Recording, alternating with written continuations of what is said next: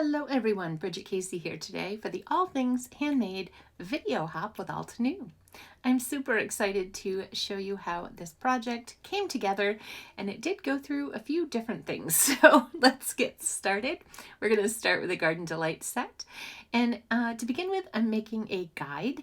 I did not want to use the outline layer for my florals, so I made a guide by stamping the A1 layer onto a separate piece of cardstock, and then I can line up all of my future layers with the outline on that separate piece of cardstock and then take it out of my platform.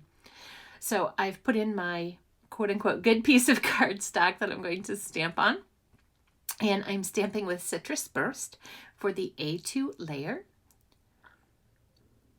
And both of these layers are the same.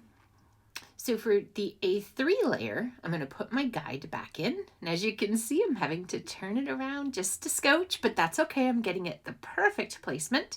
I'll pick it up with my stamp positioner, and then we're going to go ahead for the A3 layer and stamp them both in maple yellow.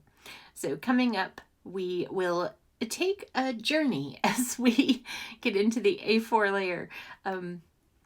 I had planned on using the same layers throughout my florals, and we took kind of a road trip, a little tangent there. So I'm lining up A4 now, and you're going to see the tangent right now. So I stamp with Honey Drizzle, and I lift up the door and I'm like, oh goodness, that's darker than was in my brain. So I'm like, oh, was I picturing pumpkin pie? And then I'm kind of panicking because I'm like, oh gosh, oh goodness.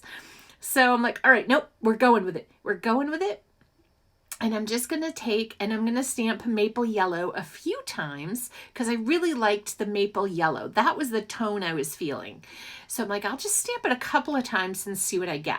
So I stamped it twice, and it wasn't quite enough different from that maple yellow layer I had stamped in layer 3. So I stamped the A4 layer 3 times to give me a difference, even though I used the same ink.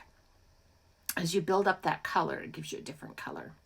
So for the A5 layer, I'm using Marshland, and I'll use that on both of the florals.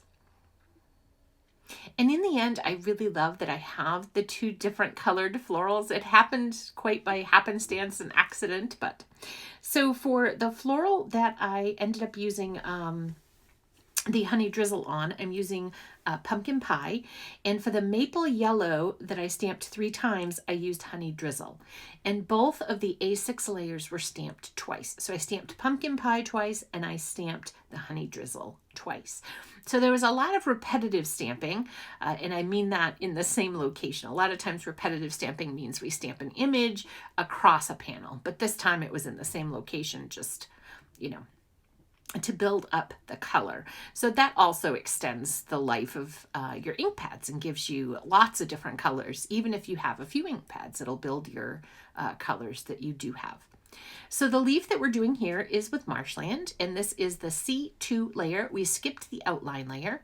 If you would like, you could build on that guide right there above the flower that's on my right hand side. You could build, you could stamp the C1 layer and use your stamp platform to line it up to go through. I like to practice doing hand stamping so I can keep my eye-hand coordination growing and getting better. And I feel that hand stamping gives that to me. So practice, practice, practice. That's my best advice. I do get that question a lot. How do I get better at hand stamping? And really, that's the only way I know how is practice, practice. But if anybody has a better way, let me know. And I keep having to wipe off the emery hairs there. So this is C3, and this is with the gorgeous Sea Forest. You guys will see lots of emery hairs. She loves to help, even if it's just by donating hairs. So these are not my normal colors to pick. Yellow hasn't always been a favorite. I'm more of like a darker tone, like grays and blues. Maybe some purples in there.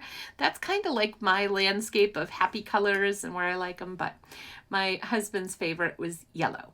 So this is actually a anniversary card for my husband, even though my husband passed. Our anniversary was on February 9th, and I still like to make him a card on our anniversary. So this is why I chose yellow. So it's his favorite color. So as you can see, I told you there'd be a couple turns and twists. So this is another one. So I had an incident on my other card. So I didn't want to waste with all those florals. It was all put together, everything. So I just trimmed off the florals in one swoop, and then I'm using them on this card. So I just started with another A2 card panel, and I'm starting with the You Are, and I picked the greatest thing to happen to me, because it's true. True fact, true fact. So I'm stamping that with obsidian because I want that nice and crisp and clear and gorgeous. So I'm going to fidget a little because I'm like, oh, my flowers are mobile now. I can turn them. I can do them this way. I can do them that way. And then I go a little silly and I'm like, well, what if I put them in the corner and cover up the You Are? I could add some more leaves and then I could just stamp it up in the top. And too many options. I was wild with options at that point. So I'm like, no, we're going to stick to it. We're going to leave it the same position. We're just going to go with it. So I'm going to glue this down. You will see in the photos, I did add some enamel dots. At this point, it felt like it was missing a little something. So I decided to add some enamel dots just as a little finishing touch. And I added them in groups of 3s, in little triangles, in a big triangle. So as you can see there, I hope this has inspired you to create a card. Until next time, happy crafting.